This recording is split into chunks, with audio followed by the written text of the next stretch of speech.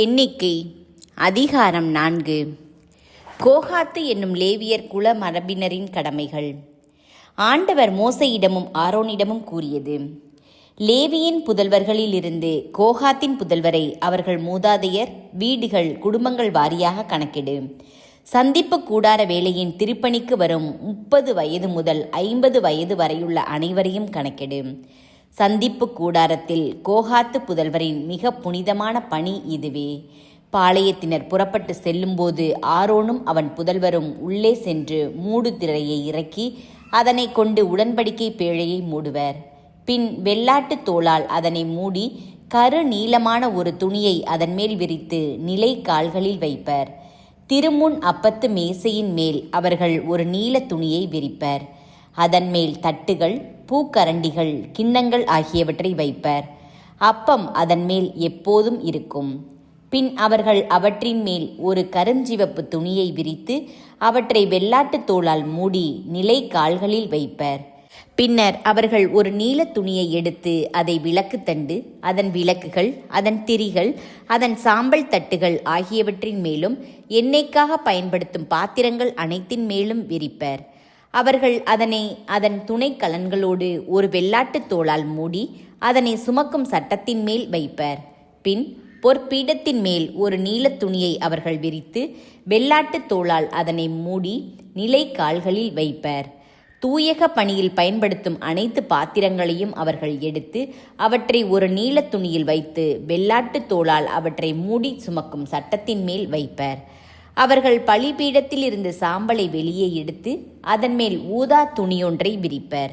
திருப்பணியில் பயன்படுத்தும் துணை கலன்களான தீச்சட்டிகள், முள்குரடுகள், சாம்பற்கரண்டிகள், களங்கள் ஆகிய பலிபீட துணை கலன்கள் அனைத்தையும் அவர்கள் அதன் மேல் வைப்பர்.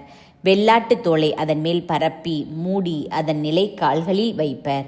ஆரோனும் அவன் புதல்வரும் திரு உறைவிடத்தையும் திரு உறைவிடத்து பணிக்கலன்கள் அனைத்தையும் மூடியதும் பாளையத்தினர் புறப்பட்டு செல்வர். உடனே கோகாத்தின் புதல்வர் இவற்றை தூக்கிச் செல்ல வருவர். ஆனால் சாகாதபடிக்கு தூய பொருள்களை அவர்கள் தொடக்கூடாது. மீறினால் அவர்கள் சாவுக்கு உள்ளாவர்.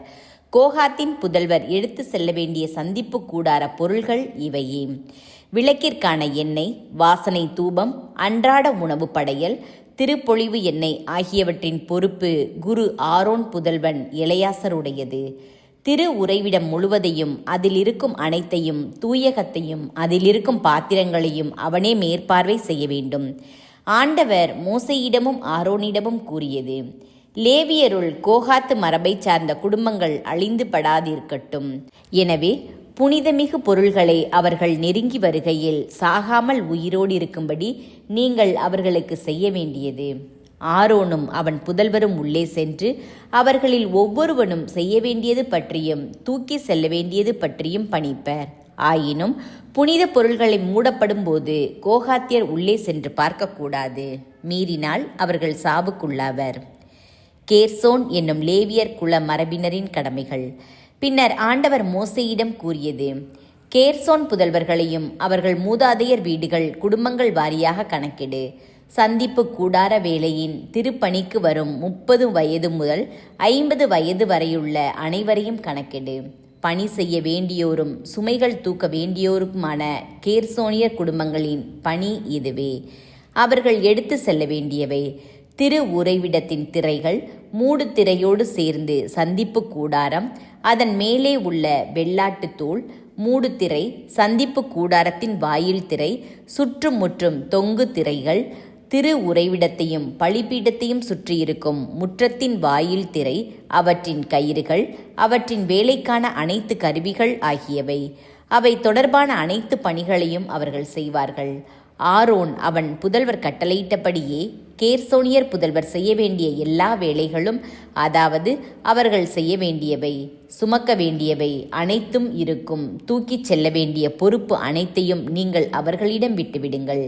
இதுவே சந்திப்பு கூடாரத்தில் கேர்சோனியர் குடும்பங்கள் செய்ய வேண்டிய பணி. அவர்களின் பணி குருவாகிய ஆரோன் மகன் இத்தாமரின் மேற்பார்வையின் கீழ் இருக்கும். மெராரி என்னும் லேவியர் குல மரபினரின் கடமைகள். மெராரி புதல்வரை அவர்கள் மூதாதையர் வீடுகள் குடும்பங்கள் வாரியாக கணக்கிடு. சந்திப்பு கூடார வேலையின் திருப்பணிக்கு வரும் 30 வயது முதல் 50 வயது வரையுள்ள அனைவரையும் கணக்கெடு. சந்திப்பு கூடாரத்தின் மொத்த வேலையில் அவர்கள் தூக்கி செல்ல வேண்டியவற்றிற்கான ஏற்பாடு இதுவே. திரு உறைவிட சட்டங்கள், அதன் குறுக்கு சட்டங்கள், தூண்கள், பாதங்கள், சுற்றுமுற்ற தூண்கள், அவற்றின் பாதங்கள், முளைகள், கயிறுகள், அவற்றுக்கான எல்லா கருவிகள், அவை தொடர்பான அனைத்து பணிகளே. அவர்கள் தூக்கி செல்ல வேண்டிய பொருள்களை பெயர் குறித்து அவர்களிடம் ஒப்புவேன்.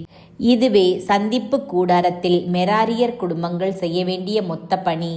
அவர்கள் குரு ஆரோனின் மகன் இத்தாமரின் கீழ் இருப்பர். லேவியரை கணக்கெடுத்தல். மோசேயும் ஆரோனும் மக்கள் கூட்டமைப்பின் தலைவர்களும் சேர்ந்து கோகாத்தியர் புதல்வரை அவர்கள் மூதாதையர் வீடுகள் குடும்பங்கள் வாரியாக கணக்கெடுத்தனர். சந்திப்பு கூடார வேலையின் திருப்பணிக்கு வந்த 30 வயது முதல் 50 வயது வரை இருந்த அனைவரையும் கணக்கெடுத்தனர். குடும்பங்கள் வாரியாக எண்ணப்பட்டவர்களின் தொகை 2750. மோசே வழியாக ஆண்டவர் கூறியபடியே மோசேயும் ஆரோனும் எண்ணியதில் கோகாத்தியர் குடும்பங்களின் சந்திப்பு கூடார பணி செய்தோரின் மொத்த தொகை இதுவே. தங்கள் மூதாதையர் வீடுகள் குடும்பங்கள் வாரியாக கேர்சோன் புதல்வருள் எண்ணப்பட்டோர் சந்திப்பு கூடார வேலையின் திருப்பணிக்கு வந்த 30 வயது முதல் 50 வயது வரை இருந்த அனைவரிலும் தங்கள் மூதாதையர் வீடுகள் குடும்பங்கள் வாரியாக எண்ணப்பட்டோர் 2630 பேர். ஆண்டவர் வார்த்தையின்படி மோசேயும் ஆரோனும் எண்ணியதில் கேர்சோனியர் குடும்பங்களின் சந்திப்பு கூடார பணி செய்தோரின் மொத்த தொகை இதுவே. தங்கள் மூதாதையர் வீடுகள் குடும்பங்கள் வாரியாக மெராரியர் குடும்பங்களில் எண்ணப்பட்டோர் சந்திப்பு கூடார வேலையின் திருப்பணிக்கு வந்த 30 வயது முதல் 50 வயது வரை இருந்த அனைவரிலும் குடும்பங்கள் வாரியாக எண்ணப்பட்டோர் 3200 பேர். மோசே வழியாக ஆண்டவர் கூறியபடியே மோசேயும் ஆரோனும் எண்ணியதில் மெராரியர் குடும்பங்களில் எண்ணப்பட்டோர் இவர்களே. மோசேயும் ஆரோனும் இஸ்ரேல் தலைவர்களும் எண்ணியதில் மூதாதையர் வீடுகள் குடும்பங்கள் வாரியாக எண்ணப்பட்டோர் எல்லாரும் சந்திப்பு கூடார வேளையில் சுமை தூக்கும் திருப்பணிக்கு வந்த 30 வயது முதல் 50 வயது வரை இருந்தவர்கள். அவர்களில் எண்ணப்பட்டோர் 8580 பேர். மோசே வழியாக ஆண்டவர் கூறியபடியே அவர்களில் ஒவ்வொருவரும் பணி செய்யவும் சுமை சுமக்கவும் நியமிக்கப்பட்டனர். இவ்வாறு ஆண்டவர் மோசேக்கு கட்டளையிட்டபடி அவர் அவர்களை கணக்கெடுத்தார்.